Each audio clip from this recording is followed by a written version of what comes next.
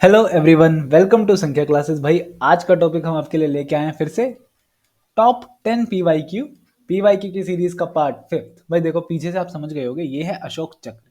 मतलब आज का टॉपिक होने वाला है एंशियंट हिस्ट्री। भाई देखो, जो लोग नए हैं ना, सबसे पहले तो सब्सक्राइब कर लेना हमारे चैनल को और इस वीडियो को लाइक जरूर करके जाना यार। आजकल मैं देख रहा हूँ बड़े लाइक और सब्सक्राइब कम हो रहे हैं हमारे। ठीक है, इसके लिए मैं बड़ा उदास हूँ भाई इन चीज़ों से। चलो यार शुरू करते हैं। आपको उदास नहीं होने देंगे, आपके लिए बहुत बढ़िया बढ़िया क्वेश्चन लेके आए हैं। देखो भाई, पहला क्वेश्चन क्या कहता है। देखो भाई, क्वेश्चन नंबर 1 कहता है धम्म महामताज। जो धम्म महामताज थे, कहीं महामताज बोला जाता है, कहीं महात्माज बोला जाता है, आपको जो कंफर्टेबल लगे आप वो बोल सकते हो।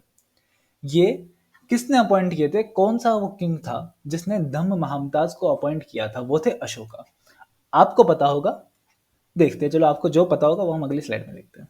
अगली स्लाइड का वेट करो यार। देखो, आपको टाइम पीरियड पता चल गया। 304 से 233 तक अशोका जी का। इन्होंने क्या किया, इन्होंने बुद्धिज्म में अपने आप को चेंज कर लिया। जब इन्होंने देखा जो कलिंगा वॉर थी, कलिंगा वॉर में कम से कम 1 लाख से 3 लाख कैजुअलिटीज आई थी, इतनी डेथ हुई थी भाई वहां पे। सोचो, इतनी डेथ देखने के बाद बंदे की साइकोलॉजी पे, उसके दिमाग पर क्या असर पड़ा होगा कि उसने सोचा भाई अब छोड़ते हैं सब कुछ, लड़ाई वड़ाई में कुछ नहीं रखा है, अब आते हैं भाई भाईचारे पे। तो उन्होंने बुद्धिज्म अपनाया क्योंकि वो बात करता है लव एंड पीस की। ठीक है। इन्होंने जो बुद्धिज्म का वर्जन अपनाया था वो था महायाना। ठीक है, महायाना। हीनयाना जो अपनाया था वो कनिष्क ने अपनाया था। इन्होंने अपनाया था महायाना। धम्म महामतास जो थे वो अशोका ने किए थे अपॉइंट। और अशोका ने रखे थे, क्यों रखे थे? ताकि वो जो गौतम बुद्ध की टीचिंग्स है उन्हें आगे बढ़ा सके। ठीक है, बेसिकली जो बुद्धिज्म है उसे आगे बढ़ा सके, इसलिए इन्होंने रखे थे धम्म महामतास को। ये जो देख रहे हैं, ये अशोका का ही एक पिलर है, सारनाथ का। आप देख रहे हो यहाँ पे अशोक चक्र है ऊपर, नीचे हमारे लायन है। चलो यार आगे बढ़ते हैं। आपको पता होगा लायन क्या होता है? लायन सिंबल होता है, किसका सिंबल होता है? कौन से तीर्थंकर का सिंबल है? ये आप कमेंट करके बताना यार। चलो,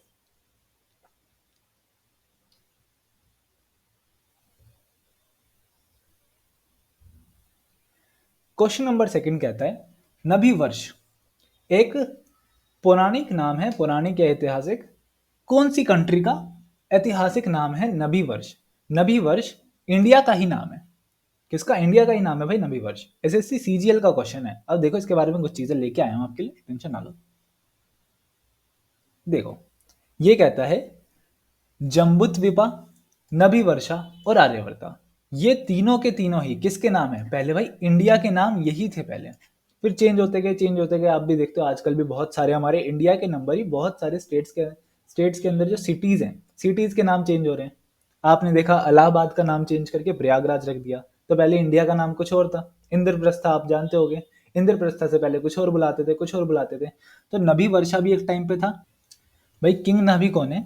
किंग नाभि के नाम पर नभी वर्षा पड़ा था। ये थे ऋषभनाथ, जो हमारे फर्स्ट तीर्थंकर थे।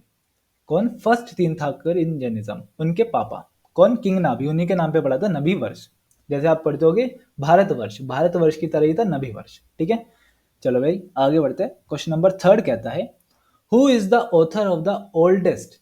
भाई किसने लिखी है ओल्डेस्ट सर्वाइविंग, सबसे पुरानी एक प्राकृत ग्रामर की किताब है जिसका नाम था प्राकृत परकशा।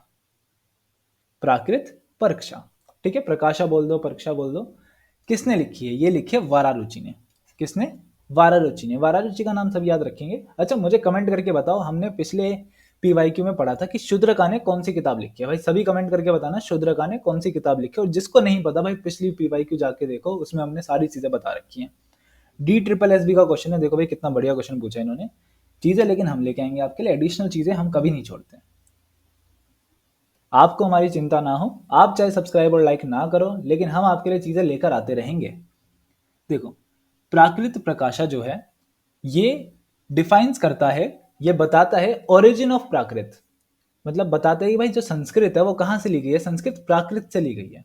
ठीक है, संस्कृत शुरू कहाँ से हुई है? प्राकृत लैंग्वेज से शुरू हुई है। और इसके बारे में कौन बताता है? सबसे पुराना जो हमारे पास लिखी गई चीज है वो है प्राकृत प्रकाशा। और किसने लिखी है? वरारुचि जी ने लिखी है, वरारुचि।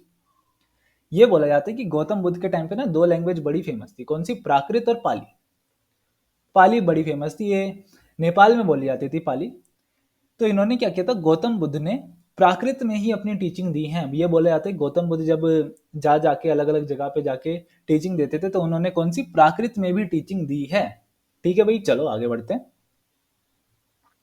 क्वेश्चन नंबर 4 कहता है, हु डिस्कवर्ड, किसने पेलियोलिथिक टूल इंडिया में सबसे पहली बार, फर्स्ट टाइम मतलब सबसे पहली बार खोज की थी, किसने करी थी भाई? इसका आंसर है रॉबर्ट ब्रूस फुटे। अच्छा मुझे एक और चीज बताओ, दयाराम साहनी जी, ये जो है ना, इनका भी नाम बड़ा आता है। मुझे बताओ इन्होंने क्या किया था भाई, कमेंट करके सब बताना दयाराम साहनी जी ने क्या किया था। ठीक है, चलो भाई आगे बढ़ते हैं। पीसीएस का क्वेश्चन लेके आया हूं मैं आपके लिए। हम सिर्फ छोटे छोटे एग्जाम या फिर किसी एक पर्टिकुलर एग्जाम पे सीमित नहीं, हम हर जगह से क्वेश्चन लेके आते हैं आपके लिए। देखो भाई, ये है रॉबर्ट ब्रूस फुटे। इन्होंने क्या ढूंढा था, देखो ये एक तो ब्रिटिश जियोलॉजिस्ट थे, आर्कियोलॉजिस्ट भी थे। इन्हें बोला जाता है father of Indian pre history. क्या बोला जाता है? Father of Indian pre history. भाई इन्होंने इतनी चीजें खोजी है ना, इसलिए इन्हें इस टैग से सम्मानित किया गया है। अभी क्या करते थे, डॉक्यूमेंटेड करते थे antiquities of stone age. Stone age में जितनी भी चीजें मिली उन्हें मिला मिला के जोड़ जोड़ के दिखाते थे कि हाँ भाई ये चीजें हमें मिली है। चलो भाई आगे बढ़ते हैं। अब हमने पढ़ा है अभी रॉबर्ट ब्रूस फुटे के बारे में। Question number 5, Vaishali was the capital. Vaishali किसकी कैपिटल थी महाजनपदाग में से? इसका आंसर होना है, वी से वैशाली है तो वी से ही होगा वज्जी। ठीक है, वी से वैशाली, वी से वज्जी। वज्जी की कैपिटल क्या थी? वैशाली। एसएससी सीजीएल का क्वेश्चन है। आगे बढ़ो भाई, इसके बारे में एडिशनल चीजें। अब देखो यार, आपके सामने सारी चीजें लेके आया मैं। देखो 16 आपके महाजनपद थे, ये रहे 16 महाजनपद, उन सबकी कैपिटल भी यहाँ पे लिखी हुई है। ठीक है, सभी की कैपिटल लिखी हुई है। अब इसमें से एक, जैसे मैं आपको बताता हूँ, जो कुरु था, कुरु की कैपिटल क्या थी? इंद्रप्रस्थ। अब इसको याद कैसे करोगे? आपने महाभारत देखी है, महाभारत में आपने इंद्रप्रस्थ भी देखा होगा। तो भाई इंद्रप्रस्थ महाभारत में, और आपने कौरव भी देखे होंगे। तो इंद्रप्रस्थ और कौरव आपस में रिलेटेड है, और कौरव से कुरु आप याद रख सकते हो। भाई ऐसे ही सभी को एक बार देखना। अब हमने किसके बारे में पढ़ा था? अभी हमने पढ़ा था वत्स के बारे में, वज्जी के बारे में, सॉरी वज्जी के बारे में हमने पढ़ा था। वज्जी की कैपिटल क्या थी? वैशाली। देख लिया। इसी तरीके से आप सारे याद करना। मैं आपके लिए इंपॉर्टेंट बता देता हूँ कि आपको कौन से याद करने पड़ेंगे। एक है काशी, काशी को तो याद करने की जरूरत नहीं भाई, काशी का तो काशी ही है। ठीक है, एक है अंगा, मगध, गांधार, मत्स्य, कुरु, वत्सा, छेदी और वज्जी। ठीक है, ये और एक अवंती। भाई ये सारे याद कर लेना। वैसे तो मैं बोलूंगा सारे ही याद कर लो तो बहुत अच्छी बात है, लेकिन ये तो याद होने चाहिए आप सभी को। ठीक है भाई, एक बार देख लेना, इसका स्क्रीनशॉट लो और डेली इसे पढ़ो, तभी याद होंगे। यही एक तरीका है। चलो भाई आगे बढ़ते हैं। क्वेश्चन नंबर 6 की बात करते हैं। ऐसा कौन सा आर्टिफैक्ट जो हड़प्पन सिविलाइजेशन से लिंक करता है, और एक और चीज से लिंक करता है, वो है टेक्सटाइल प्रोडक्शन। टेक्सटाइल प्रोडक्शन होता है कपड़ा बनाना। कपड़े बनाने से इसमें से कौन सी चीज करती है? देखो वो है स्पिंडल वॉल्स। स्पिंडल वॉल्स क्या होता है? स्पिंडल वॉल्स एक धागा बांधने की मशीन कह दो, पुराने तरीके के एक टूल था जिससे धागे को लपेटा जाता था। ठीक है, कब? हड़प्पन सिविलाइजेशन में एक ऐसा टूल था जिससे धागे को आसपास लपेटा जाता था, उसे स्पिंडल वर्ल्स कहते हैं। तो धागे को लपेटा जा रहा है, और धागा किससे रिलेटेड है? टेक्सटाइल से। अब वर्ल्स मतलब लपेटा जा रहा है, घुमाया जा रहा है, तो उससे आप समझ सकते हो वर्ल्स। और किसको घुमाएंगे? धागे को घुमाएंगे। तो धागा किस में आता है? टेक्सटाइल में। चलो भाई आगे बढ़ते हैं, इसके बारे में कुछ चीजें जानते हैं। ये क्या होता है? एक डिस्क शेप होती है, डिस्क शेप जिसपे घुमाते हैं हम, जिसके बीच में होल होता है, उसे पकड़ के वहां पे एक रस्सी लटका देते हैं जिससे वो घूमता रहता है। ये किस लिए यूज होता था? अभी हमने बताया, कपड़े बनाने के लिए यूज होता था। इसके बारे में आपने ऊपर एक और चीज देखी थी, वो क्या था? वो था चर्ट ब्लेड। ठीक है, चर्ट ब्लेड क्या होता है यार? देखो, चर्ट ब्लेड एक ऐसा पत्थर होता है जिसको काट काट के इतना पैना बना दिया जाता है कि भाई तुम उससे कागज तक काट सकते हो। ठीक है, ये कहाँ मिलता है? रोहरी हिल्स में मिलता है। इसके रीजन भाई चारों हैं, सिंध, बलूचिस्तान, गुजरात और राजस्थान। SBGR, सिंध, बलूचिस्तान, गुजरात और राजस्थान। ठीक है, अब एक बार देखो भाई, हड़प्पन सिविलाइजेशन जो थी वो कहाँ थी। देखो भाई, ये आपको दिखाया गया है इंडस वैली सिविलाइजेशन का पूरा मैप। यहाँ पे आपको हर साइड दिखाई गई है कि हड़प्पा कहाँ है, कालीबंगन कहाँ है, सोथी कहाँ है, सिसवल कहाँ है, राखीगढ़ी कहाँ है, सारी साइड्स आपको यहाँ पे दिखाई गई है। तो एक बार नजर मार लेना भाई इसके ऊपर भी। हम आगे बढ़ते हैं।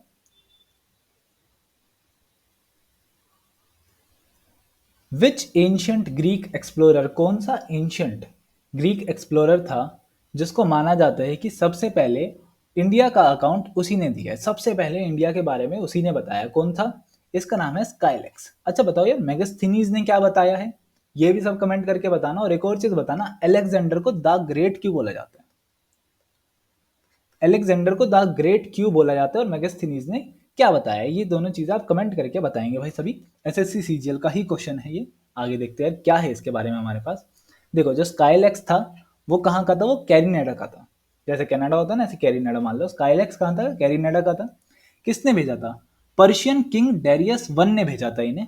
पर्शियन किंग डेरियस वन ने।